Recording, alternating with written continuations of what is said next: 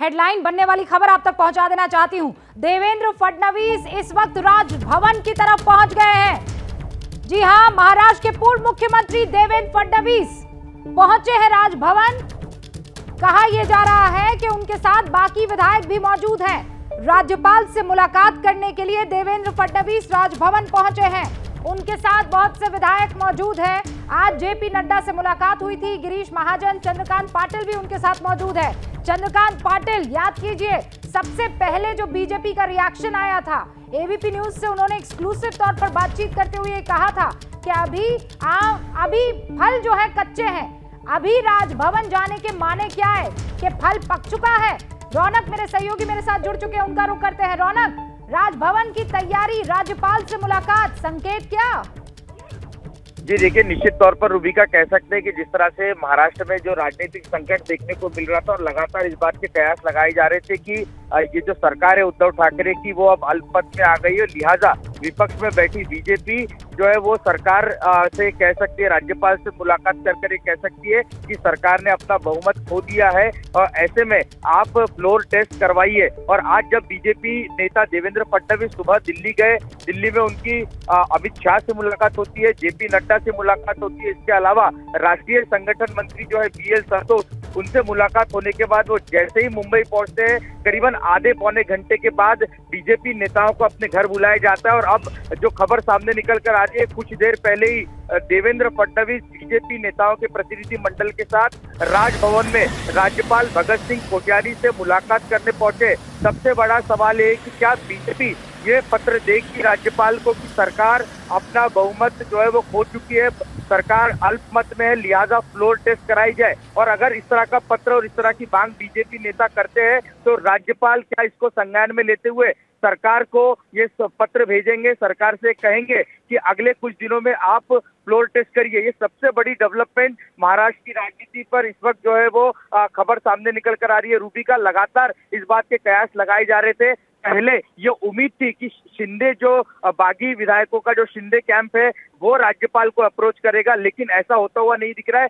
दरअसल जो खबर आज दोपहर को भी सामने निकल कर आई थी कि शिंदे कैंप के नहीं चाहता कि उद्धव ठाकरे सरकार गिराने का ठीकरा उनके सर पर फूटे, और यही वजह है कि अब बीजेपी कैंप में हलचल देखने को मिल रही है। जी रौनक, जब आपसे बात हो रही थी तो इस वक्त तारीख पर नजर पड़ी और मुझे याद है आप ही ने वो खबर दी थी कि वहां गुवाहाटी में जितने भी ये बागी विधायक मौजूद हैं वो 29 तारीख तक रहेंगे और उसके बाद वहां से अगला कदम या आगे की रणनीति तय करेंगे। यानी कल का दिन बचता है और ऐसे में देवेंद्र फडणवीस का यहाँ राजभवन पहुंचकर राज्यपाल से मुलाकात करना, मैं क्या दोनों ही कड़ियों को जोड़ सकती हूँ? ये निश्चित तौर पर जोड़ा जा सकता है, क्योंकि जिस तरह की मूवमेंट अभी बीजेपी के गुट में देखने को मिल रही है, तुरंत जब देवेंद्र फडणवीस दिल्ली से आते हैं, बीजेपी नेताओं की अहम बैठक अचानक बुलाई जाती है और अब ये पूरा प्रतिनिधि मंडल राजभवन में राज्यपाल से मिलने पहुंचता है, तो निश्चित तौर पर इन कड़ियों को जोड़ा जा सकता है और उसी दिशा में आगे बढ़ता हुआ ये पूरा जो राजनीतिक घटनाक्रम है वो देखने को मिल रहा है। लेकिन बड़ा सवाल रूबिका यही बना हुआ है कि क्या राज्यपाल सरकार से, राज्य के मुख्यमंत्री उद्धव ठाकरे से कहेंगे कि उनकी सरकार अल्पमत में है, लिहाजा वे आने वाले कुछ दिनों में फ्लोर टेस्ट के लिए सामने जाए, अपना बहुमत सिद्ध करके बताए। अगर राज्यपाल इस तरह के आदेश या इस तरह की बात मुख्यमंत्री उद्धव ठाकरे से कहते हैं तो मुख्यमंत्री का इसको लेकर क्या कुछ निर्णय होगा ये भी देखना महत्वपूर्ण होगा। हमें आज सूत्रों ने ये भी बताया कि आज जब सुबह कैबिनेट की बैठक शाम को ही, माफ कीजिएगा, उस वक्त कुछ मंत्रियों से मुख्यमंत्री उद्धव ठाकरे ने अलग से बात की, जिसमें यह भी कहा गया कि मुख्यमंत्री फ्लोर टेस्ट के लिए तैयार है और जो उनके मंत्रिमंडल के साथी है उन्होंने मुख्यमंत्री के इस बात पर विश्वास जताते हुए मुख्यमंत्री से कहा है कि हम हर सूरत में आपके साथ है, फैसला आपको लेना है। लेकिन अंकों के गणित की अगर बात की जाए तो अंकों के गणित इस वक्त उद्धव ठाकरे के साथ नहीं है। अगर शिंदे गुट मतदान के वक्त यानी फ्लोर टेस्ट के वक्त मुंबई में उपस्थित नहीं रहता तो बीजेपी को जीतने के लिए 125 विधायकों की जरूरत होगी और बीजेपी के पास इस वक्त अगर संख्या को देखा जाए, जो इंडिपेंडेंट एमएलए का समर्थन है, छोटा दल है बहुजन विकास आघाड़ी, और अपने विधायकों को मिला दिया जाए तो करीबन 128 वोट बीजेपी के पास है। जबकि सरकार की अगर बात की जाए तो सरकार 116 के आंकड़े पर उनकी गाड़ी रुकती हुई दिखाई दे रही है। तो बीजेपी सरकार बनाने की पोजीशन में यहाँ पर पूरी तरीके से दिख रही है, लेकिन सवाल वही है कि टेक्निकल सवाल कुछ बने हुए हैं जिसको लेकर सुप्रीम कोर्ट ने 12 तारीख तक मुझे ये बताइए कि आपके सूत्र क्या बता रहे हैं? राज्यपाल से जो मुलाकात करने के लिए गए हैं, किस बात को लेकर वो अपनी या कौन सी वो बात है जो आगे रख सकते हैं? सरकार अल्पमत में है इसे, या आप फ्लोर टेस्ट करवा दीजिए इसे, क्या वो मांग हो सकती है देवेंद्र फडणवीस की तरफ से? क्या सूत्र कह रहे हैं आपके? जी देखिए, सूत्र निश्चित तौर पर ये बता रहे हैं कि देवेंद्र फडणवीस इसीलिए राज्यपाल से मुलाकात करने पहुंचे हैं। वो ये कहना चाहते हैं कि राज्य की जो उद्धव ठाकरे की सरकार है वो करीबन 9 दिन से ज्यादा का वक्त हो गया है। उन सरकार को समर्थन देने वाले एक विधायकों का बहुत बड़ा गुट जो है वो गुवाहाटी में जाकर है, और लगातार जिस तरह के बयानबाजी इन विधायकों की तरफ से सामने निकल कर आ रही है उसको लेकर सरकार ने बयान जारी करना चाहिए, और इसका संज्ञान खुद राज्य के गवर्नर ने लेना चाहिए, क्योंकि केंद्र सरकार के एक प्रतिनिधि के तौर पर महाराष्ट्र के प्रमुख के तौर पर यहाँ पर जिम्मेदारी संभाल रहे। लिहाजा राज्यपाल इसका संज्ञान ले और जो सरकार अल्पमत में है उन्हें बहुमत सिद्ध करने के लिए कहे, ये रिक्वेस्ट करने के लिए प्रतिनिधिमंडल यहाँ पहुंचा है। कुल मिलाकर ये सूत्र बता रहे हैं। हालांकि इसका औपचारिक जो है इसकी पुष्टि कुछ देर के बाद जब देवेंद्र फडणवीस और प्रतिनिधिमंडल बाहर आएगा तब इसकी हो पाएगी। जी रौनक, एक चीज बताइए, ये मुलाकात अचानक हुई है? क्योंकि देखिए, राज्यपाल से जिस किसी की भी मुलाकात होती है वो अपॉइंटमेंट डायरी पहले से ही अपॉइंटमेंट जो है वो होते हैं। आज सुबह देवेंद्र फडणवीस का बीजेपी के आला अधिकारियों से मुलाकात करना, अचानक ये अपॉइंटमेंट सीख करना।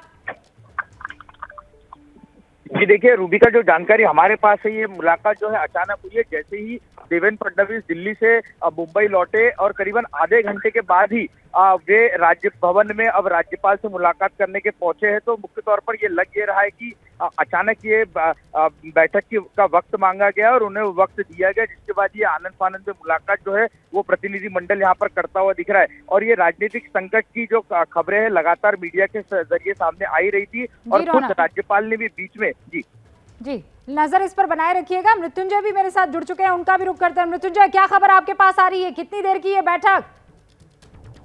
रूबी का जो जानकारी आ रही है कि चूंकि राज्यपाल कुछ समय पहले ही कोरोना से ठीक होकर अपने भवन लौटे हुए हैं, तो ऐसे पर एक कर्टेसी मीट बताई जा रही है। देवेंद्र फडणवीस है, गिरीश महाजन है, चंद्रकांत पाटिल है, बीजेपी के कोर कमेटी के नेता गए हुए हैं। बताइए, इसे कर्टेसी मीट कहा जा रहा है, लेकिन जिस प्रकार के राजनीतिक हालात महाराष्ट्र में चल रहे हैं तो इस बात से शंका को नकारा नहीं जा सकता कि कुछ राजनीतिक हलचल पर भी बातचीत होगी, लेकिन फिलहाल इसे आधिकारिक तौर पर कर्टेसी मीट बताया जा रहा है। आप यकीन मानिए मृत्युंजय, रौनक से अगला सवाल इसी बात को लेकर था। मुझे याद पड़ा है, सूत्र ये बता रहे थे मृत्युंजय कि एकनाथ शिंदे ने राज ठाकरे को फोन किया है, लेकिन सिर्फ उनकी तबीयत जानने के लिए। उनकी तबीयत थोड़ी खराब नासाज चल रही थी, इसलिए फोन पर तबीयत को लेकर बातचीत हुई और कुछ नहीं। बिल्कुल हूबहू क्या यहाँ भी हो सकता है, क्योंकि कोश्यारी जी की तबीयत खराब चल रही थी, तो इस बहाने मुलाकात भी हो जाएगी, बात की बात भी हो जाएगी, और वही होता दिख रहा है अभी।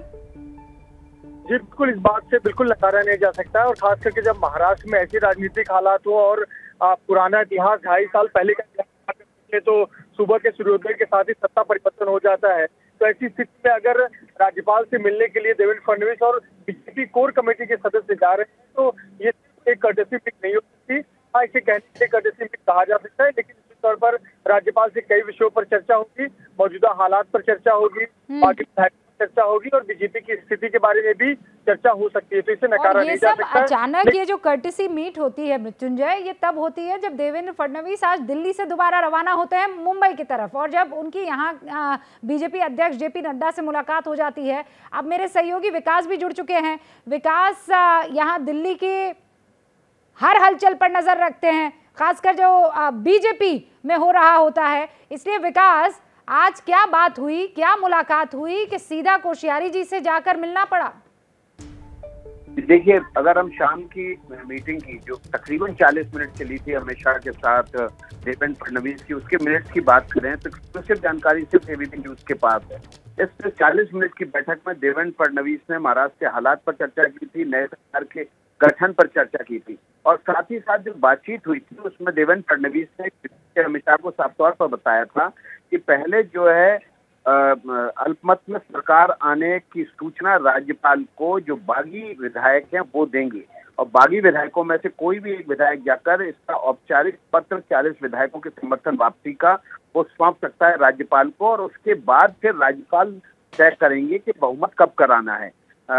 इसके अलावा देवेंद्र फडणवीस ने गृहमंत्री अमित शाह को ये भी जानकारी दी थी कि बहुमत परीक्षण कराने के लिए अगर राज्यपाल आदेश देते हैं तो ऐसी सूरत में शिवसेना कोर्ट का रुख कर सकती है। लेकिन इस पूरी बैठक के दौरान कहीं भी ये चर्चा नहीं थी कि आज ही देवेंद्र फडणवीस भगत सिंह कोश्यारी से जाकर मिलेंगे। इस मुलाकात में क्या होना है ये भी चर्चा गृहमंत्री अमित शाह से नहीं हुई थी। संभवतः जब वो गृहमंत्री अमित शाह से निकलने के बाद, इसका मतलब ये है कि अभी और खबर आनी बाकी है और हम इसी चीज का इंतजार कर रहे हैं।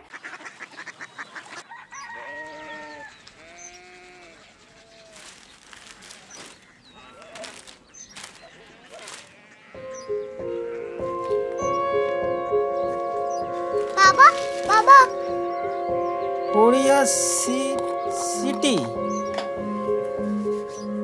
जानी ना,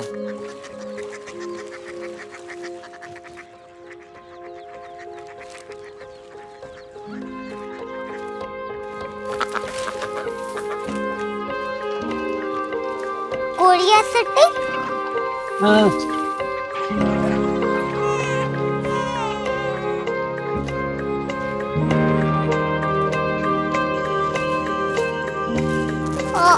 कोरिया सिटी कहाँ पे है? शहर अंग्रेजी लगे हैं।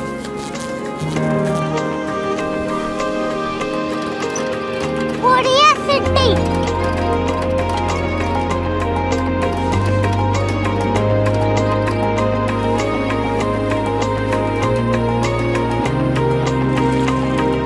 वो बहुत दूर है।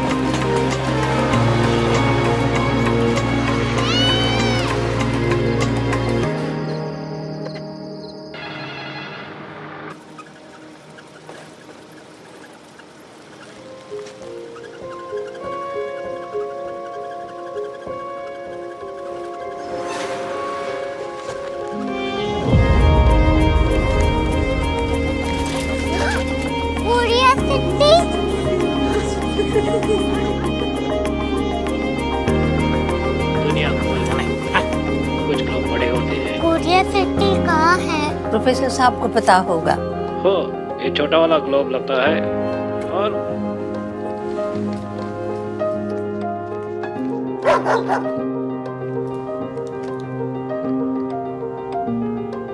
पता नहीं, मेरी बेटी से जाके मिल लो, शायद उसे मालूम हो।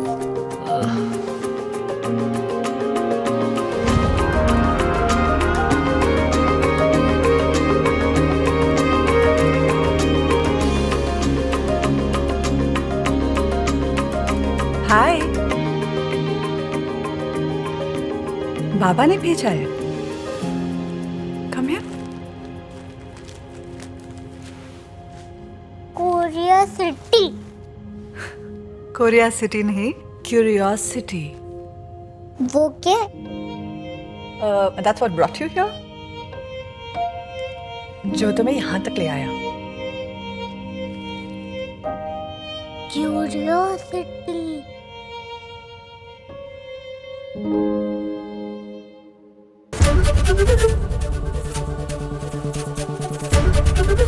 एबीपी न्यूज आपको रखे आगे।